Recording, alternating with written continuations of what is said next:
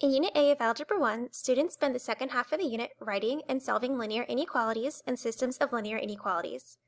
Linear inequalities are similar to linear equations, except that the solution is a set of numbers, as opposed to a single number, that would make the inequality true. We will be taking a look at Lesson 23, Task 23.2, which is about writing, graphing, and interpreting linear inequalities with two variables. Take a moment to read the task and also the problems that students are asked to solve. When we have a linear inequality with two variables, this means that there are two items that we don't know. In this problem, we don't know how many lawn tickets and how many seat tickets were sold at this concert. Before we continue with the rest of this problem, I am going to cover the question because this question actually only has to do with part D. So before we get to part D, we do have to answer parts A, B, and C. Part A asks us to write an inequality to describe the constraints. We also want to specify what each variable represents. So this means when we write our inequality, we're going to use variables or letters to represent lawn tickets and seat tickets. And we do have to write down what those letters are. So I'm going to use X for lawn tickets, and I'm going to use Y for seat ticket. We could use any letter we want for the variables, but part B is asking us to use graphing technology, and we're going to use Desmos in this example. And Desmos is a bit picky with what letter you want to use, so we're going to use X and Y.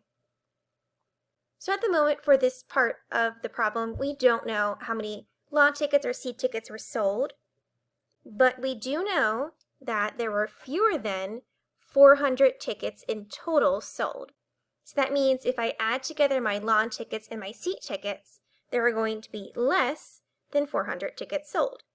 So I'm going to have that some number of lawn tickets plus some number of seat tickets is going to be less than 400 tickets total. And this is the symbol for less than. What I'm going to do is I am going to write the symbols up here that we use when we have inequalities. These are the four symbols we use for linear inequalities or any inequalities in general. We have less than or equal to, greater than, and greater than or equal to. So because this one says just fewer than 400 tickets were sold, it's not saying that exactly 400 tickets were sold or less than or equal to. So we just want to use straight less than rather than less than or equal to. So that is part A of this question.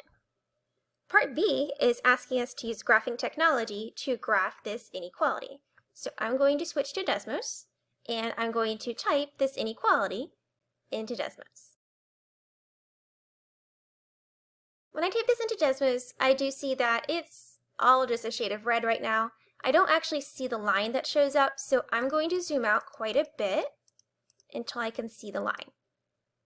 At this point, here is my line. It is a dotted line, you can see it here, or dashed line, and that is because we want less than 400 tickets. We don't want exactly 400 tickets. If it was exactly 400 tickets, the line would be a solid line. So I'm going to click on the X and Y intercepts here just so that I can see where I need to have the points on my graph when I draw it on my paper. It looks like I need to be at 400 for the Y-intercept and 400 for the X-intercept. So the grid they give us in this example doesn't fill out the numbers here. I just know I need to be up to 400. So I'm just going to skip count by 100s here, or I suppose I'm skip counting by 50s here because I have 0, 50, 100, 150, 200. So every other line is going to be another 100. And I'm just skip counting by a nice number for me, just so I can have an estimate of what this graph looks like. So because I said X was lawn tickets, that means that lawn tickets will be on the X-axis here. And X-axis is always left and right. And the Y, up and down, is going to be the seat tickets. So when I go back to Desmos for a second, I can see that the dotted line is between 400 and 400 for my X and Y intercepts, and it's shaded below the line. And that's because we want all tickets to be less than 400. If I was shading above the line, that would be more than 400. So what I'm going to do, I'm going to connect my x and y intercepts here with a dashed line, and again it was 400, 400 for x, 400 for y. And also what I'm going to do is I'm going to use a highlighter here to shade below the line to show that everything in this purple section, or red in Desmos, is a solution. Part C asks us to name one solution to the inequality and explain what it represents in this situation. Any point that is in this purple section will work as a solution for this inequality. So if I just pick any random point I want, so let's pick maybe this one, I can see that it is going to be here between 200 and 300.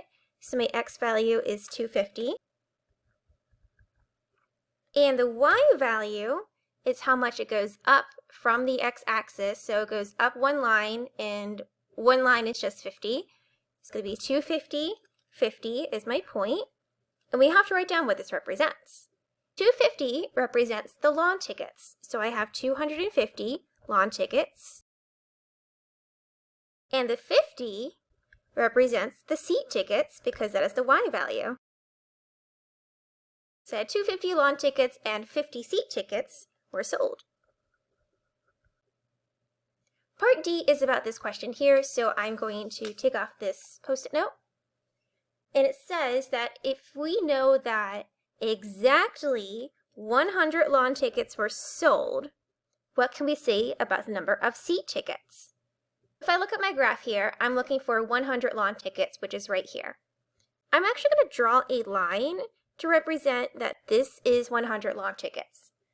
There are many possibilities that can be. I could have 100 lawn tickets and 0 seat tickets, because 100 plus 0 is still fewer than 400. I can have 100 lawn tickets and 100 seat tickets, because 100 plus 100 is still fewer than 400 tickets. And I can keep going up until I get to right here, this point here, which is 300 seat tickets. And the reason why I can't actually use 300 seat tickets because 100 plus 300 is 400. And it says right here that fewer than 400 tickets were sold in total.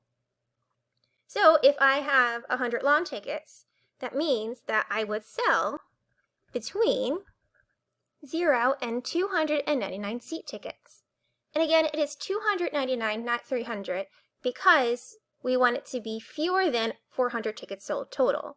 So 299 is the most amount of tickets of seats that we can sell that will make it so 299 plus 100 is 399, is still less than 400.